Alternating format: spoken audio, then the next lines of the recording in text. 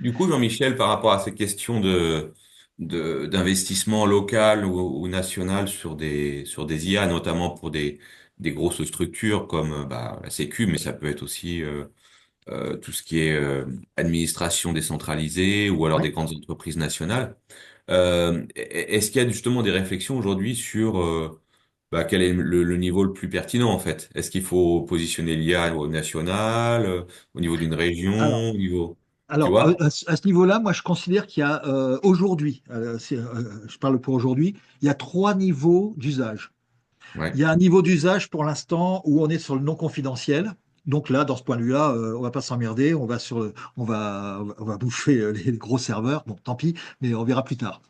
Il y a la question des données confidentielles, données ouais, voulant dire base de données. Là, honnêtement, c'est un point qui doit être réservé au national, parce que c'est extrêmement sensible. Alors en plus, quand ouais. c'est la santé, j'en parle même pas. Et donc, en fait, là, la question se pose pas pour des questions de sécurité, c'est ça. Par contre, il y a un troisième cas de figure qui, lui, la question se pose, c'est sur les fichiers confidentiels. J'ai des PDF, alors ça peut être les lettres réseau pour l'assurance maladie, ça peut être autre chose, mais ça peut être des choses même beaucoup plus confidentielles, des fichiers Excel, des PowerPoint, etc. Tu vois ce que c'est que le RAG, Mathieu?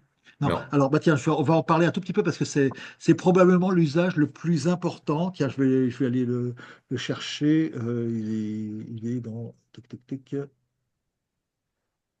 Euh, Je vais chercher par là. Et le RAG, c'est un nom barbare, mais Ah qui va. si, ok. Je Tu vois connais ce que c'est? le Notre terme bouquet. développé. Voilà. Voilà, ah oui, d'accord. Retrieval Augmented Generation, d'accord.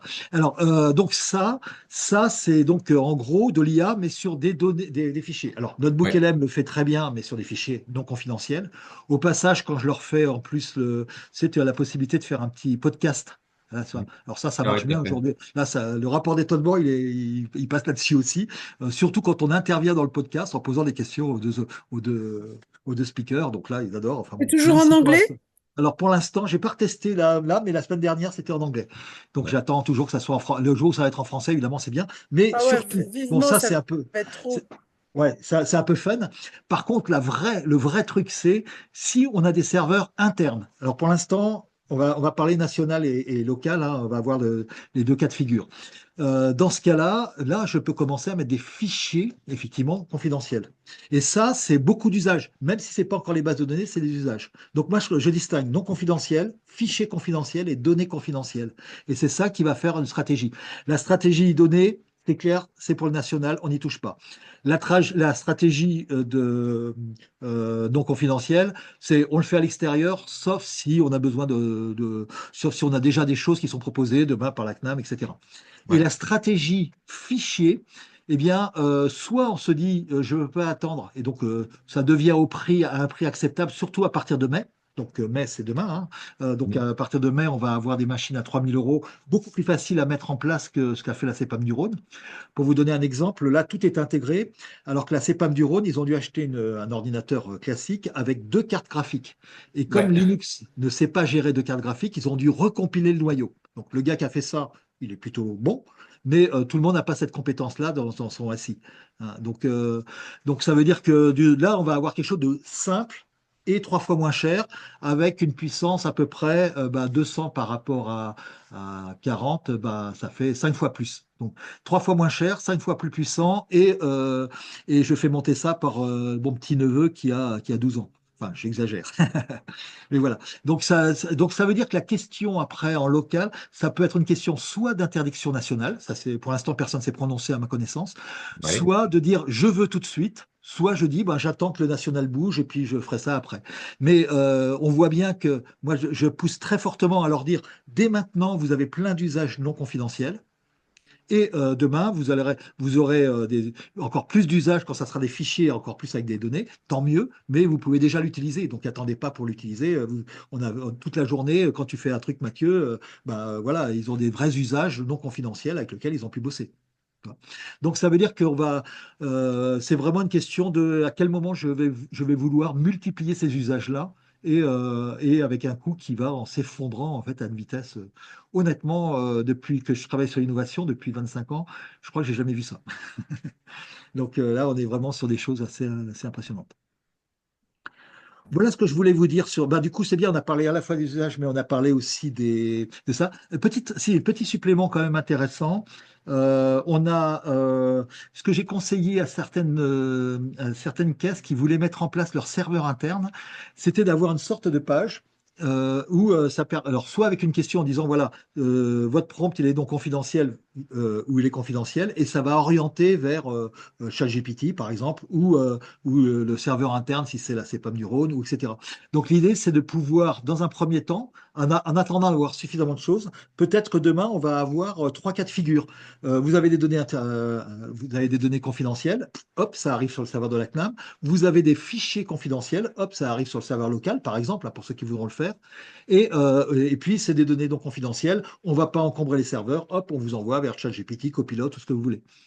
Hein. Et donc, en fait, l'idée, c'est de pousser, dans ce cas-là, D'accord. les DSI à faire une page qui permettra de faire une guerre de triage. Voilà, c'est ce que moi, Ah j'ai oui, c'est ça, proposé. c'est ce que j'allais dire. En fait, t'as un tri à l'entrée en fonction de la nature de la question Voilà. qui t'orienterait vers l'un ou l'autre des. Exactement. Alors, on pourrait imaginer, Ok. attends, je vais arrêter le partage, mais on pourrait imaginer qu'on fasse ça soit alors automatiquement avec une IA ou alors avec le prompt analysé pour savoir si c'est confidentiel ou pas confidentiel, mais ça peut être un peu compliqué.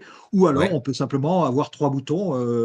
Tu veux c'est travailler ça. sur les C'est trucs l'utilisateur qui confidentiels, fichiers choisit en fait. confidentiels, données confidentielles ou non confidentielles. Voilà. Et ça, c'est la solution D'accord. simple. Mais l'idée, c'est de ne pas envoyer directement en disant, tiens, débrouillez-vous, mais d'arriver vers une page pour que les gens ils soient sensibles au fait que, quitte à mettre un petit peu d'information, c'est quoi une donnée confidentielle? Vous vous rappelez, là, au tout début, maintenant, j'ai proposé Ah trois ouais. cas de figure. C'est évidemment confidentiel, c'est évidemment non confidentiel, et c'est je sais pas, et donc je fais pas. D'accord. Ça vous va comme Euh, ça? C'est bien? ouais. Du coup, Ouais, je ouais, reviens ouais, ouais, ouais. sur le Ouais, VRL, ouais, l'exploration auto-évaluée. oui. Euh, du coup, ce que j'avais lu à ce sujet-là, c'est que ça a modifié un petit peu les choses sur lesquelles il fallait être, les points sur lesquels il fallait être vigilant pour obtenir des prompts efficaces. Qu'est-ce que tu en penses? Alors, moi, j'ai vu deux, trois trucs comme ça, mais j'ai l'impression que là-dessus, Ouais, la règle de base, qui est toujours un rôle, un contexte, et puis la question, et surtout d'itérer, est importante. La seule chose, c'est que on a intérêt à faire un prompt de bonne qualité au départ, parce que l'itération est plus lente, puisque par définition, elle prend le temps de raisonner. Dans ce cas-là. Et on est plutôt sur les modèles O3, dans ce cas-là, si je ouais, reprends ChatGPT. Copilot, tiens, je sais plus s'ils ont. Tiens, il faudra que je regarde, c'est une bonne question s'ils ont ça, effectivement. Maintenant, sur Gemini, sur Claude, etc., ça arrive aussi, hein. Sur DeepSeek R1, évidemment. Du coup, maintenant, il y a DeepSeek V3 qui est l'équivalent du ChatGPT et le oui, DeepSeek R1 et R2 qui va sortir dans les toutes prochaines semaines. Qui va, là-dedans. Au passage, R2, d'après ce que j'ai pu voir des premiers trucs, il va diviser par 2 encore. Donc, on avait divisé par 20. Et là, on va diviser par 40. Et ça veut dire que l'on va, au lieu d'avoir un truc qui tourne sur 37 milliards de paramètres, on va avoir un truc sur 18 milliards. Et 18 milliards de paramètres, c'est juste deux fois la puissance de mon PC, ici, mon PC portable. Et donc, ça veut dire qu'on n'est pas loin du tout. Aujourd'hui, on est plutôt sur une question de serveur. Demain, les choses risquent de changer. Alors, pour l'instant, on n'en est pas là, donc j'en parle pas trop encore. Mais on pourra avoir une IA installée sur les ordinateurs de chacun pour pouvoir traiter les mails en toute ouais. confidentialité et sur un simple PC. Et là, il nous manque encore un rapport 2, sachant que le rapport 2, entre R1 et R2, il s'est fait entre janvier et avril, pour vous donner un exemple. Donc, il est possible qu'en septembre, on puisse commencer à avoir des solutions, non plus sur les serveurs, mais même sur les ordinateurs locaux. En local sur les disques des ordi, ouais. Voilà. D'accord. Le truc à retenir, c'est à peu près 7 milliards de paramètres, la puissance d'un PC classique. Hmm. Bon, après, certains ont des PC qui datent de 10 ans. Bon, c'est un autre problème, mais bon, ça, c'est un autre problème.